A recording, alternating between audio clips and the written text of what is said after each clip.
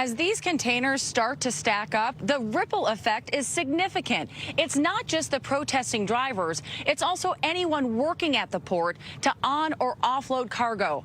They're not getting paid. All we want is the pursuit of happiness. Truckers, stay free. Keep your independence. Truckers are protesting against the California labor law.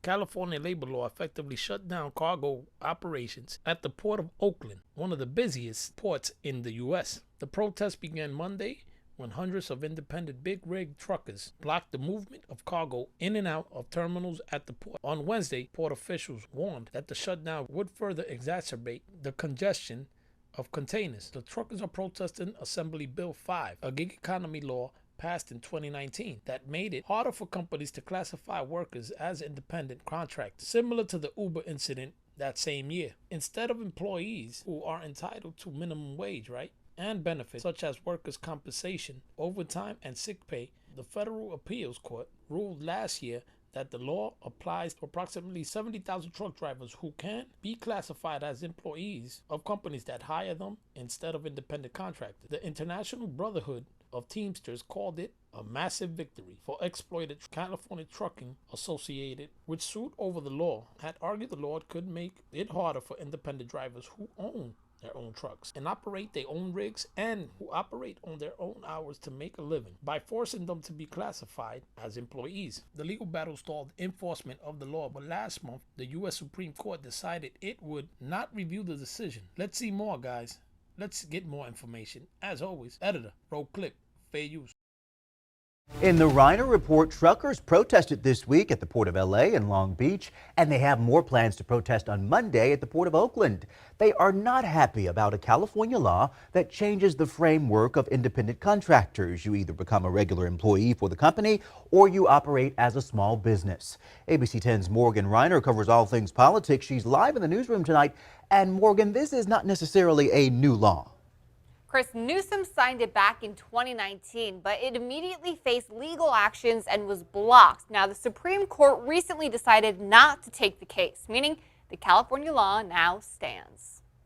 Images like these, trucks protesting AB 5 and slowing down traffic on the highway by the ports during a time when the global supply chain is already suffering, is not welcoming. It's upwards of 70% of the trucks that service the ports are owner-operators. While uncomfortable to sit in, there were no reported disruptions at the Port of LA because of this traffic. But the California's Trucking Association said there will be soon. Well, essentially what they're being told by the state right now is that you can become a company/employee driver, but these owner-operators, independent business owners, do not want to be employee drivers. Is one of the 10 busiest ports in the nation. Today, it's silent, except on the outside, where truckers gathered for a 5th straight day.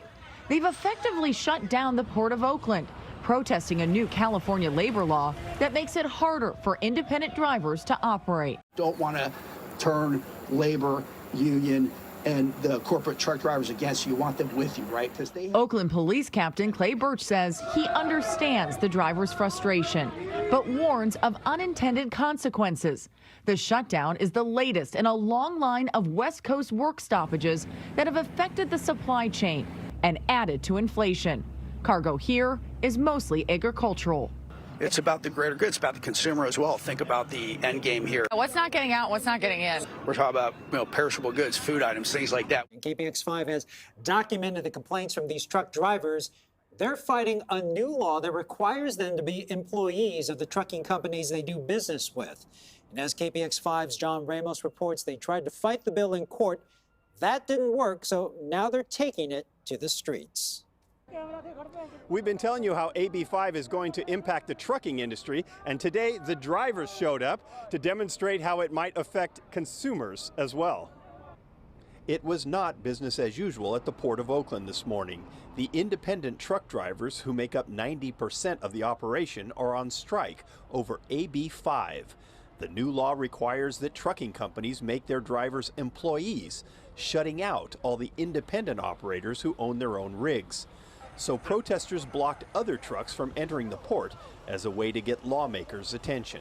Trucks lined up down the street as police made a deal with the protesters to allow 10 trucks in every 30 minutes. Currently, trucking companies deal with the permits and insurance needed to work in the port, and the independent drivers just drive. But AB5 requires each owner-operator to do all that themselves.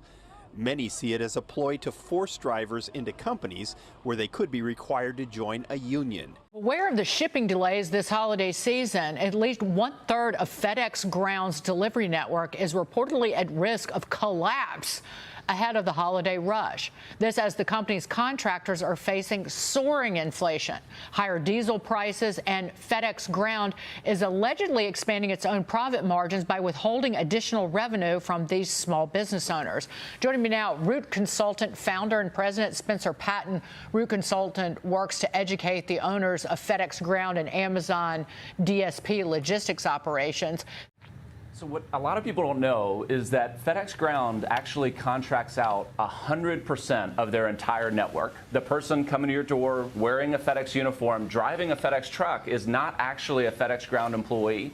There are 6,000 small business owners, people like me that on average have 10 to 25 employees, and they're the ones that are actually delivering all of the packages across the United States. So my organization, we're one of the largest contractors to FedEx Ground in the United States, and really what I've been advocating and really making the public aware of is that we're in enormous financial distress. We've seen our fuel prices double in a year. We've seen our wage rates up, our vehicle costs up, and I'm sounding the alarm that the risk of network interruption in FedEx Ground is as high as I've ever seen it. Nancy Tingler, jump in here. Yeah, well, thanks, Dagan. Spencer, I know that you've called for the company to recognize the contractors as franchisees. Can you explain that a little bit, and what has the response been from FedEx management? So the model forever is that we have been contractors to FedEx Ground. There have been litigation and past explorations about whether us as contractors are actually employees, whether we could be classified as franchisees. The whole framework of what FedEx Ground has built their network upon is that we are contractors. There's many reasons why we as contractors make sense, but there's also questions about whether we could be classified as franchisees. Some of the beneficiaries of being a franchisee is the state and federal regulations that would protect the contracts that we have with FedEx Ground, because each of us as 6,000 small business owners, we have a contract with FedEx, and that contract renews every 12 to 18 months. So the risk is that if we don't do exactly what FedEx Ground asks us to do, then FedEx Ground, being the $60 billion business, can say, sign this agreement, or we'll find somebody else that will. So as small business owners, we're just trying to get everybody's boxes delivered. We're the definition of an essential worker, as we've been going through COVID and all of these pieces, that we're just trying to find a way to restore the financial balance to the profitability that our business needs to have. Hey guys, crazy times, crazy times. It's Jose, your regular Joe Blow, keeping an eye out and my ears open to what can affect us and our livelihoods. This affects us, guys, and our pockets. Do your own research for your clarification. Truckers are now asking the California governor, Gavin Newsom, to meet and discuss the issue. There has been no word yet. Crickets.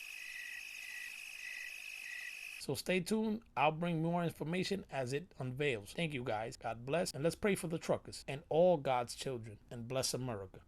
Guys, stay free. It ain't hard to tell. I excel, then prevail.